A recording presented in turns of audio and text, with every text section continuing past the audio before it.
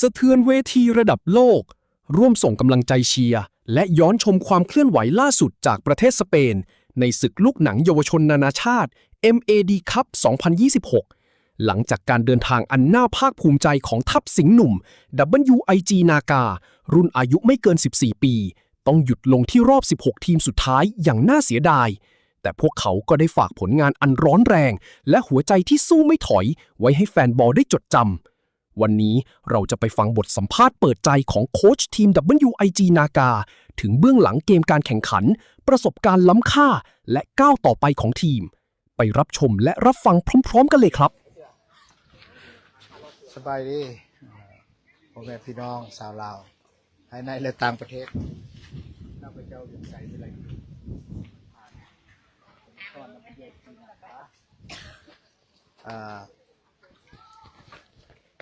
มาฮอดมื้อนี้เนาะเป็นรอบน็อกเอาท์พวกเขาก็บ่น่าจะพลาดก็พลาดไปแต่เขาก็ต้องยอมรับเข้ากับใหญ่เข้ากับเรื่องฟีตีนเรื่องนั้นก็บ่ซ้ำได้แหละเขาแพ้เรื่องการใหญ่ของเขาแต่เขาจะบ่ออกอันนี้ไปว่าเขาใหญ่เขานั้นเขายอมรับว่าเขาเก่ง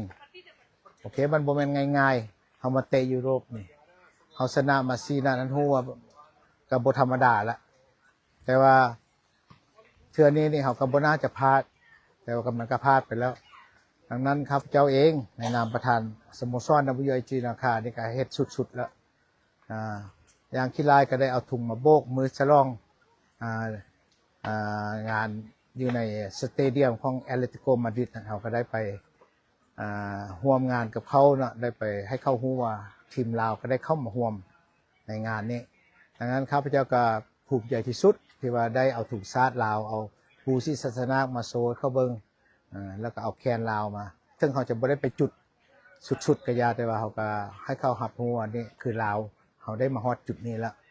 โอเคดังนั้นต่อไปโมเมนต์ง่ายๆแล้ว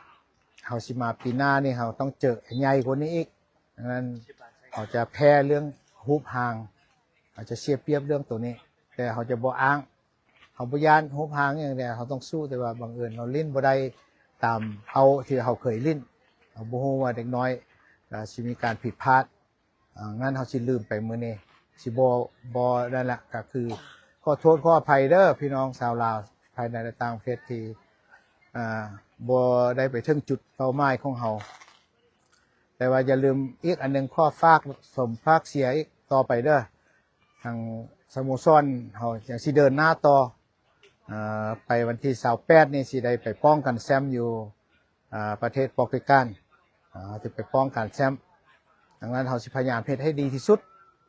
ตัวป้องกันแชมป์นี่แหงบ่เป็นง่ายแล้วเขาเตรียมใส่เขาไว้หมดแล้วครับผู้จัดการจัดรายการเขาก็บอกแล้วว่าเขาจะบ่เอาให้เขาทื่อขั้นกลับคืนบ้านแค่นี้นะดังนั้นเขากับสิพยายามเฮ็ดให้มันดีที่สุดแล้วก็ให้หับฮู้นำกันว่าบ่เป็นง่ายๆงานที่จะเฮามาป้องกันแชมป์เนี่ยนะมาแข่งเท่านี้นี่มันก็ยังยากละวันนี้ไปป้องกันแชมป์อีกนี่มันเข้าบ่ปล่อยให้เอามาง่ายๆแต่เทื่อนี้เฮาก็เฮ็ดดีพอสมควรเนาะใน94ทีมเนาะที่มาแข่งขันเท่านี้นี่เฮาก็เข้ามาอยู่ในระดับ16ทีมนี่แปลว่ามันก็โอเคคิดว่าก็ดีพอสมควรจากประเทศน้อยๆเอเชียเฮามานี่แต่เฮาคิดว่าเฮาสิได้ไปดีกว่านั้นแต่มันก็บ่ได้ไปถึงจุดก็บ่เป็นหยังเป็นบทเรียนต่อไปนี่ครับมุ่งหน้าใส่งานใหญ่ของเขาก็คือวันที่29นี่ก็สิมีงาน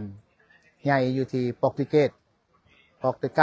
วกเขาสิพาลูกหลานนี่ไปแข่งขันต่ออยู่โปรตุเกสเป็นงานe-Berg Cup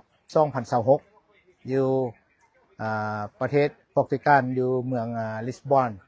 นี่เป็นงานใหญ่ของ e-Berg Cup ระดับโลกดังนั้นข้อฝากเสียฝากสมติดตามสนับสนุนลูกหลานทีมงานสตาฟโค้ชและทุกๆคนที่เตรียมตัวที่จะเดินทางไปวันที่27นี้จะเดินทางเข้าไปโปรตุเกสจะพาลูกหลานนี้เข้าไปแล้วก็วันที่19ก็จะเป็นเริ่มการแข่งขันถึงวันที่4ที่5แล้วก็ชี้แจงให้ทราบให้ฮู้เป็นรายเนี่ยเป็นละเอียดว่าเตะมื้อใดแข่งมื้อใดเตะกับไผเจอกับไผก็ข้อฝากเสียฝากสมและสนับสนุนลูกหลาน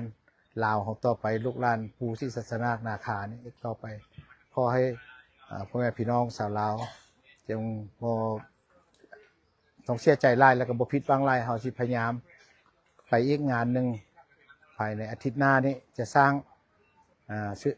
ประวัติศาสตร์ได้บ่หรือบ่ได้ก็เฮาก็จะเฮ็ดสุดความสามารถก่อนอื่นหมดก็ขอขอบใจทางกองเชียร์ผู้สนับสนุนให้พวกเรามีกำลังใจให้พวกเราได้ใช้อินเทอร์เน็ตนี้เนาะก็คือ Infinity แล้วก็นมฟอร์โมดที่ให้ลูกหลานได้บำรุงพร้อมนั้นก็คือสนามบานลานช้างก็ลืมบ่ได้สำคัญที่สุดก็คือข้อขอบใจการนำภาครัฐเทการสนับสนุนเรื่องเอกสารดูแลการเดินทางแต่ละครั้งแล้วก็โรงเรียนทุกโรงเรียนพิเศษก็คือโรงเรียนเกียรติศักดิ์ที่ช่วยสนับสนุนเต็มที่ให้ลูกหลานได้ค่าโรงเรียนมาเตะมาแข่งก็ขอขอบใจละลายขอฝากเสียฝากตมต่อไป สวัสดีครับเจ้าซื้อโค้ดดองเนาะเป็นครูฝึกทับ WG นาคาของรุ่นอายุบ่เกิน14 ปีเนาะส่วนสำหรับเกมเมื่อนี้นี่เขาก็มีข้อผิดพลาดเนาะน้องๆเขาก็มีข้อผิดพลาดหลายแสดงว่าเขาจบเกมบ่ได้ก็คือผู้ต่อสู้เฮ็ดได้เนาะส่วนเกมในมื้อนี้แม่นก็ถือว่าค่อนข้างยากพอสมควรเนาะแต่ว่าน้องๆก็สุดความสามารถเฮ็ดให้เต็มที่แหละเนาะเขาจะเก็บข้อผิดพลาดตัวนี้ไปแก้ไขเนาะก็บ่มีหยังหลายเนาะเขาก็ขอฝากพ่อแม่พี่น้องชาวลาวทั่วประเทศเนาะอยากให้ส่งกำลังใจมาเชียร์น้องๆ VFC ต่อไปเนาะซึ่งจะไปป้องกันแชมป์อยู่ที่ประเทศโปรตุเกสเนาะโปรตุเกสเนาะฉะนั้นล่ะเขาก็ขอพ่อแม่พี่น้องชาวลาวเป็นกำลังใจให้น้องๆ WG นะคะหลายเนาะสุดท้ายนี้เขาก็ขอขอบใจอะไรครับสำหรับกองชอบของเชียร์พ่อแม่พี่น้องเนาะขอบใจ แม้ว่าเส้นทางในรายการ MAD Cup 2026 จะสิ้นสุดลงที่รอบ 16 ทีมสุดท้าย แต่ฟอร์มอันยอดเยี่ยมและการได้ต่อกรกับยอดทีมระดับโลก จะเป็นประสบการณ์ครั้งสำคัญที่ช่วยผลักดันให้เด็กๆ ชุดนี้เติบโตไปเป็นกำลังหลักในอนาคตอย่างแน่นอน ชัยชนะที่แท้จริงคือการไม่ยอมแพ้ หากคุณรักและอยากเป็นกำลังใจให้ทัพโดริว IG นากาสู้ต่อไป ฝากกดไลค์ กดแชร์ และกดติดตามช่องของเราไว้ด้วยนะครับ เพื่อที่จะไม่พลาดทุกความเคลื่อนไหวในทัวร์นาเมนต์ต่อไป สำหรับวันนี้ สวัสดีครับ